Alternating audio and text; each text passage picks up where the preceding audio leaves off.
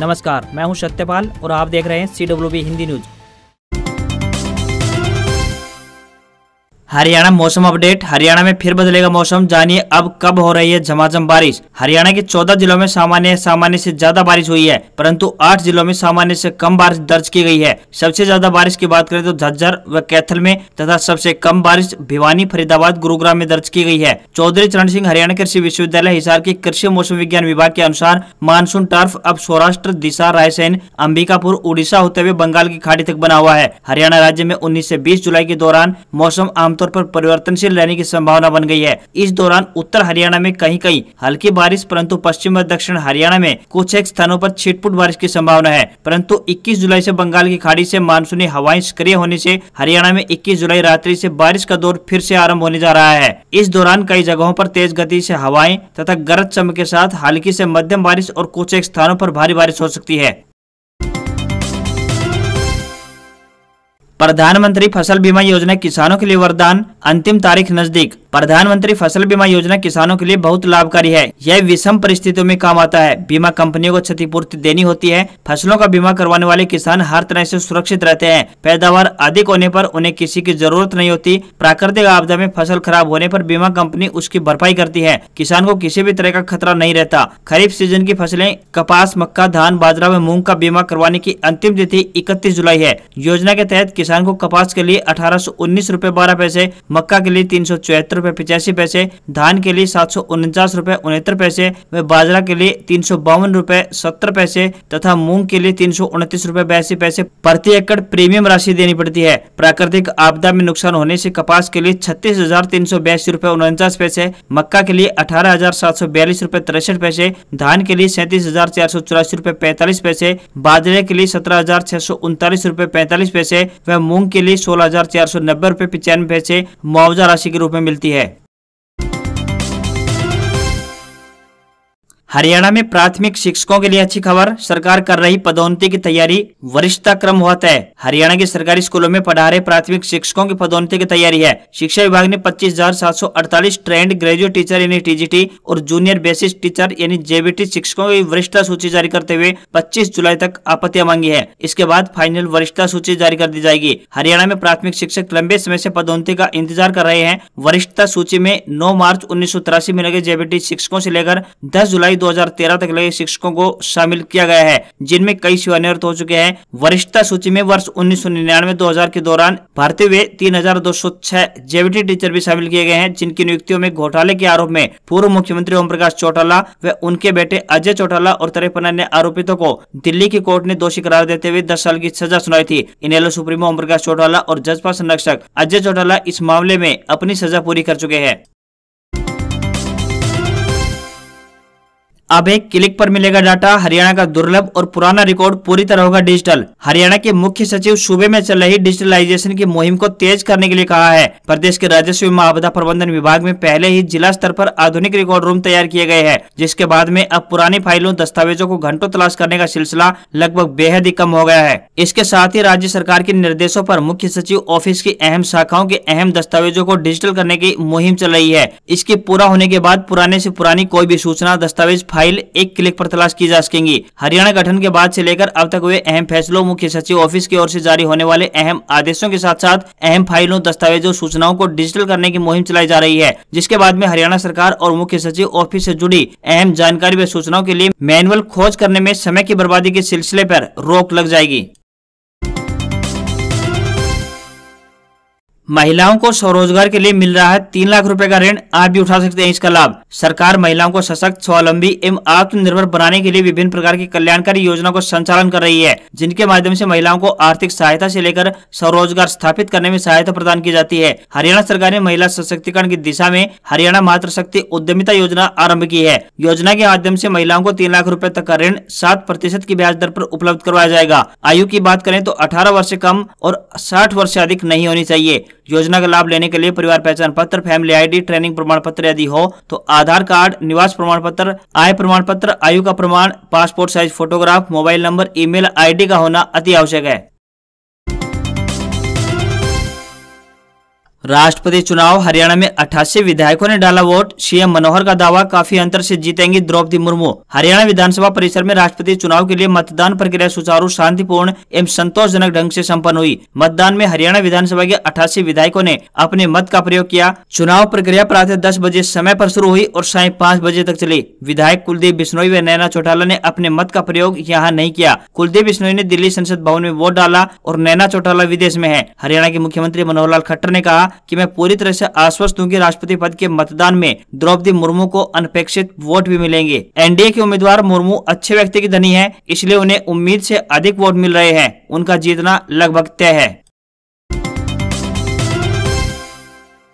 राज्यसभा चुनाव अपडेट। अजय माकन ने किया बड़ा खुलासा, कहा किरण चौधरी का वोट हुआ था कैंसिल। हरियाणा में राज्यसभा चुनाव के दौरान कांग्रेस हाईकमान के हाई प्रोफाइल प्रत्याशी की हार पर अभी भी रार जारी है। चुनाव में हार का मुंह देख चुके अजय माकन ने सोमवार को सीधे पार्टी के वरिष्ठ नेता एवं विधायक किरण चौधरी के साथ साथ हरियाणा कांग्रेस मामलों के प्रभारी विवेक बंसल पर हमला बोला है। माकन ने इन दोनों को कांग्रेस की हार के लिए जिम्मेदार ठहराया। साथ ही उन्होंने मामले में कानूनी कदम उठाया है। किरण ने पलटवार करते हुए कहा कि कांग्रेस पार्टी के प्रति वफादार रहने के लिए मुझे किसी का सर्टिफिकेट नहीं चाहिए।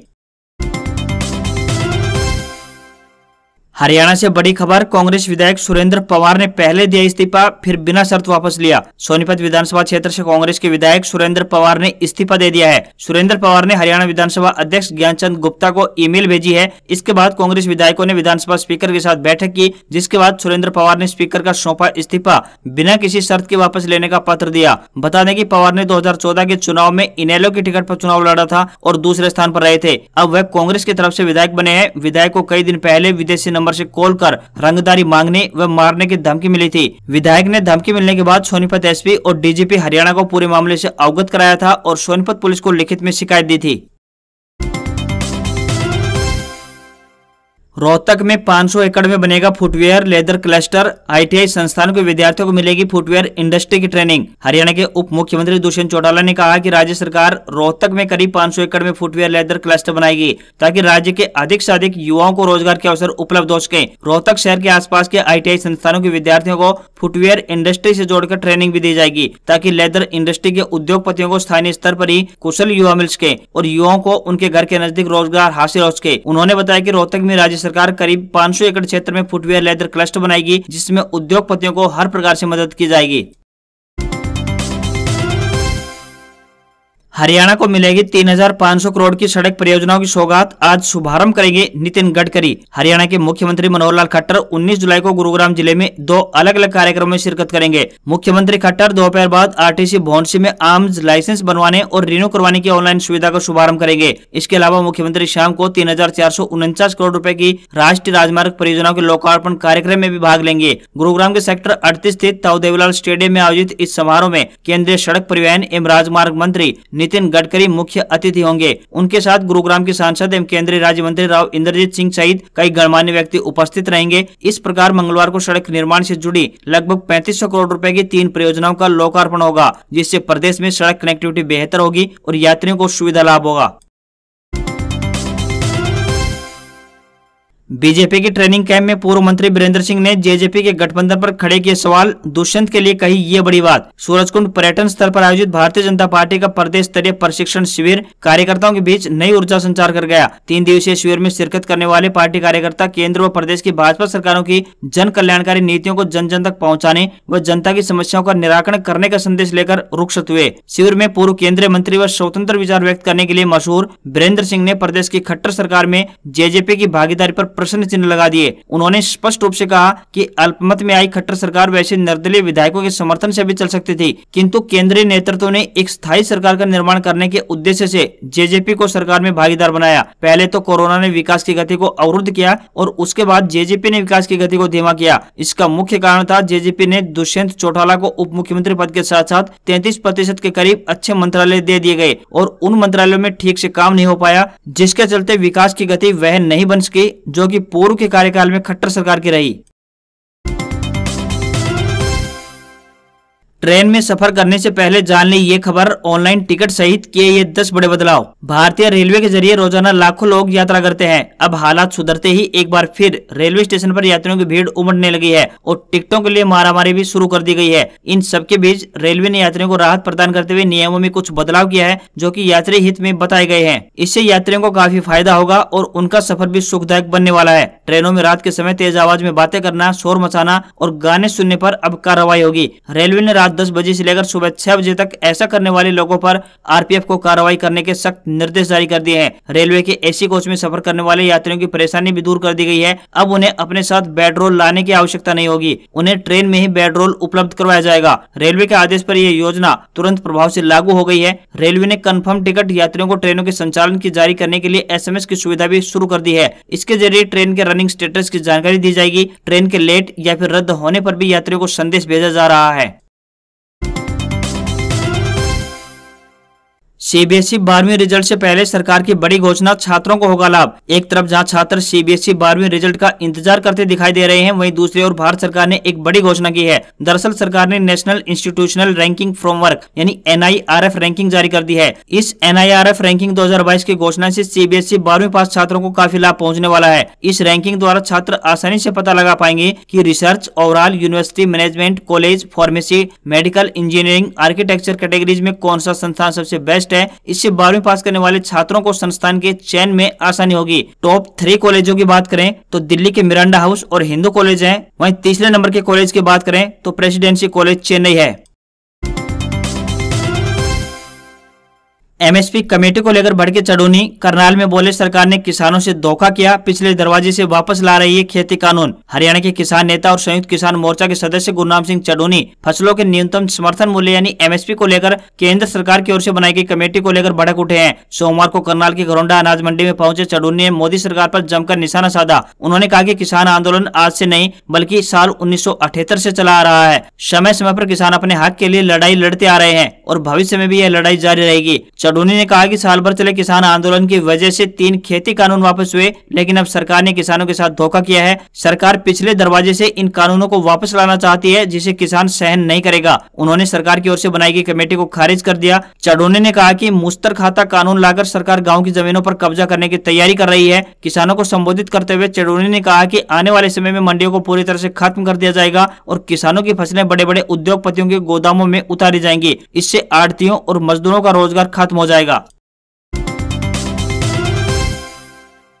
हरियाणा विद्यालय शिक्षा निदेशालय का बड़ा फैसला, अब सरकारी स्कूल का कोई भी छात्र सुपर 100 परीक्षा में हो सकेगा शामिल। किसी भी सरकारी स्कूल का विद्यार्थी सुपर 100 में भाग ले सकेगा, जबकि इससे पहले ऐसा नहीं था, क्योंकि इस परीक्षा में हिस्सा लेने के लिए 10वीं कक्षा में 80% अंक होना अनिवार्य था, जिसके चलते ज्यादातर सरकारी स्कूलों के विद्यार्थी इससे वंचित रह जाते थे। लेकिन शिक्षा विभाग ने शर्त हटा दी है। इससे सरकारी स्कूलों के छात्रों के सामने एक उम्मीद की किरण जगी है, जिस कारण अधिक से अधिक विद्यार्थी इसमें भाग ले सकेंगे। सुपर 100 बैच के लिए विद्यार्थियों के ऑनलाइन रजिस्ट्रेशन किए जाते हैं, लेकिन इन विद्यार्थियों ने सरकारी स्कूल से 10वीं कक्षा पास की होनी चाहिए और वे 11वीं कक्षा में भी सरकारी स्कूल में ही विज्ञान संकाय में पढ़ाई करते हो। विद्यार्थियों की आयु निर्धारित 17 साल होना लाजमी है। आज खबरों में बस इतना ही। देखते रहिए CWB हिंदी न्यूज। नमस्कार।